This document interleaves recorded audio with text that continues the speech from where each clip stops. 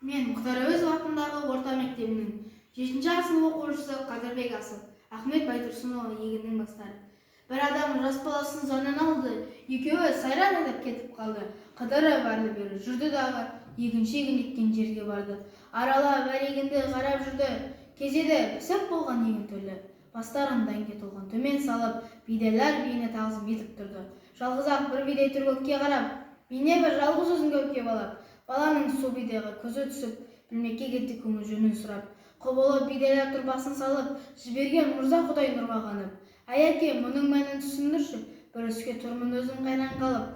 Бұл бидай көтеріп тұр басын көкке, қарайды шекірей өзі көпке. Өзіне өзгелерді теңгермейтін, соншама бұл бидайдың дәні көп пе?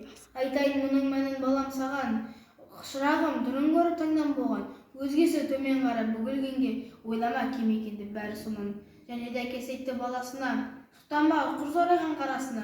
Құдайым өзгесіне дәм бергенде, бұл бидай дәнсіз қаптың арасында. Бидайлар басы толық иіліп тұр, дәм берген қожасына сыйынып тұр. Басында бұл бидайдың дәні болмай, көкірейіп көкке қарап бөлініп тұр. Елдегі бұл бидайдай адам дейді, тәкаппар оны халық жаман дейді. Кеп емес тәкаппарлықтан ұшпаның, тұтынба бұл мінезді балам дейді.